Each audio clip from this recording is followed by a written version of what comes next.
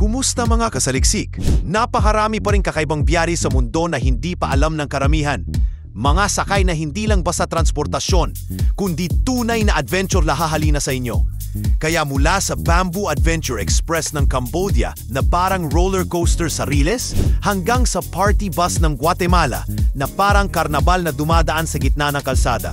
Pag-usapan natin ang 10 pinaka-nakakabaliw na paraan ng pagbiyahe sa iba't ibang panig ng mundo. Kaya kung handa ka na, simulan na natin! Number 10. Bamboo Adventure Express. Sa gitna ng kabundukan ng Cambodia, matatagpuan ang kakaibang biyahe na parang gawa ng isang baliw na imahinatibo, ang Bamboo Adventure Express. Isipin mo na lang, isang bamboo platform na may gulong, walang pader, walang upuan at tinutula ng maliit na motor. 2 o 3 tao lang ang kasya, tapos bibilis ito hanggang 25 miles per hour habang dumadaan sa mahikitid na riles. At teka, may twist. Kapag may kasalubong na tren, kailangan nilang buhatin ang buong tren, ilapag sa tabi, hintayin makadaan ang kabila, tapos ibalik ulit. Para kang nasa life-size na Jenga habang umaandar. Pero ang tunay na alindog nito ay ang tanawin. Mga palayan, mga kalabaw na nakatingin sa'yo, at mga lokal na kumakaway habang tinatahak mo ang countryside.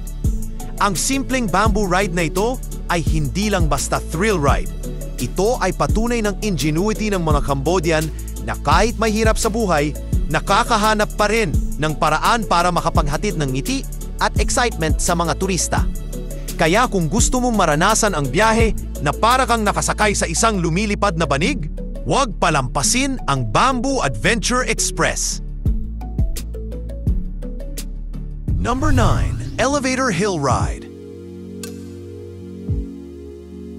Sa Amerika, may isang lugar na nagsasabing, bakit ka pa magpapakahirap mag-hike kung pwede namang umakyat gamit ang Elevator Hill Ride? Sa Dubuque, Iowa, tinayo ng isang bangkero noong 1880 ang isang vertical cable car na aakyat sa 189 feet na bangin. Aba, hindi lang ito basta elevator. Ito ay parang time machine na magbabalik sa iyo sa panahon ng old school Americana habang pinapadama ang kilig ng pag-akyat na hindi mo kailangang hingalin. Pero hindi lang yan. Pagdating mo sa taas, bubumad sa iyo ang breathtaking na tanawin ng Mississippi River at ng buong downtown Dubuque. Para ka ngayong nasa ibabaw ng mundo, nagmamasid sa bawat galaw sa ibaba. At kung mahilig ka sa nostalgia, perfect ito. May classic na hitsura ang cable car na parang galing pa sa early 1900s, pero fully upgraded para safe at komportable. Kaya next time na magpunta ka sa Iowa, mag-ready ka sa selfie dahil siguradong memorable ang ride na ito. Number 8. Tuk Tuk Carrera. Sa mataong kalsada ng West Africa, biglang lilitaw ang Tuk Tuk Carrera na parang maliliit na dilaw na jelly bean na may motorsiklo. Pero, huwag kang taluloko sa itsura. Ang mga tuk-tuk na ito ay nagdadala ng buong pamilya, kasangkapan, groceries at kahit mga hambing na nakasabit.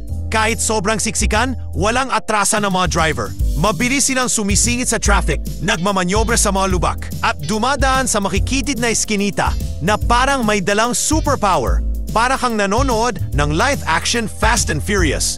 Pero ang bida, 3 gulong lang ang dala. Bukod sa pagiging mura at mabilis, ang tuk-tuk ay simbolo ng pang-araw-araw na hustle culture sa West Africa. Minsan pa nga, naka-custom paint at may malalakas na afrobeat na tugtog habang umaandar. Kaya parang mobile party sa kalye. Hindi lang ito sasakyan. Ito ay bahagi na ng kultura, ng kwento ng bawat araw sa lungsod. Kung gusto mo ng biyahe na puno ng ingay, energy at kakaibang adventure, sumakay ka sa Tuk Tuk Carrera. Number 7. Habal-habal Siksikan. Sa matatarik na kabundukan ng Pilipinas, naroon ang Habal-habal Siksikan, isang motorsiklo na hindi lang pang 2, kundi pang 6 hanggang 8 tao. Isipin mo na lang, may kahoy na pinahaba, mga upuan na parang sinabit lang, at minsan pa may kalakal na sakay tulad ng sako ng bigas at manok. Para kang sumakay sa magic bike na kayang akyatin ng matarik na kalsada kahit halos lumalampas na sa kapasidad nito. At walang helmet at walang railings. Faith at balance lang ang puhunan dito. Pero ang habal-habal ay higit pa sa thrill ride. Ito ay lifeline na matatagabundok. Wala kasing jeep o bus doon, kaya ito ang nagsisilbing school service, delivery truck at emergency vehicle ng mga tao. Habang bumabaybay ito sa putikan, matutukso kang humawak ng mahigpit at sabay dasal na makarating ng buo. Kaya kung gusto mong maranasan ang tunay na adrenaline rush ng probinsya, sumakay sa haban-habal siksikan at damhin ang wild ride ng buhay. Number 6. Metro Cable Lipad. Sa Medellin, Colombia, nagagawa ng Metro Cable Lipad ang imposible. Lumipad sa ibabaw ng syudad na parang superhero. Isipin mo, dati ay 2-hour trek ang kailangan para makarating sa downtown. Pero ngayon, 30 minutes na lang habang nakasabit sa cable car na dumadaos-dos sa himpapawid. Habang nasa itaas, kitang-kita mo ang buong lungsod, mga makukulay na bahay, gumagalaw na mga tao at parang Lego blocks na sasakyan sa ibaba. Ang feeling, para kang ibon na biglang naging commuter. Hindi lang ito simpleng biyahe. Binago ng Metro Cable ang buhay ng mga tao. Napabilis nito ang pagpasok sa trabaho. Bumaba ang crime rate at naging simbolo ito ng pag-angat mula sa mga dating delikadong lugar. Para kang sumakay sa kwento ng pagbabago na sa bawat daan sa ere, dama mo ang pag-asa ng mga tao. Kung gusto mong maranasan ang biyahe na may kasamang inspirasyon, dito ka na sa Metro Cable Lipad. Number 5. Cyclo Paseo. Sa Vietnam, ang Cyclo Paseo ay parang pagbabalik sa nakaraan. Sakay ng 3 gulong na may upuang parang trono sa harap. Habang dahan-dahan kang iniikot ng driver sa makasaysayang kalsada ng Hanoi, maririnig mo ang tunog ng mga pedicab, ang halakhak ng mga tao at ang amoy ng street food na lumulutang sa hangin. Walang makina, walang busina, puro pedalan at pusong alay ng mga driver na sanay na sa init ng araw at trapiko. Para kang naglalakbay sa lumang pelikula habang nakangiti. Pero hindi lang ito basta tour. Ito ay immersion sa kultura ng Vietnam. Mapapansin mo ang bawat detalye ng lungsod, mga lumang gusali, nagtitinda ng prutas at mga bata na kumakaway habang dumadaan ka. Mabagal man ang takbo, puno naman ng kulay at kwento ang bawat saglit. Kaya kung gusto mong maranasan ang charm ng Vietnam sa pinakasimpleng paraan, huwag palampasin ang Cyclo Paseo. Number 4. Bangkang Kahoy. Sa mga ilog at lawa ng West Africa, makikita ang bangkang kahoy na tila galing sa ibang panahon. Isang buong puno ang inuha para gawing bangka. Walang motor, walang bakal. Paddle lang ang kasama mo sa biyahe. Habang dahan-dahan kang dumadaos-dos sa tubig, maririnig mo ang tunog ng sagwan, ang huni ng mga ibon at ang katahimikan ng kalikasan.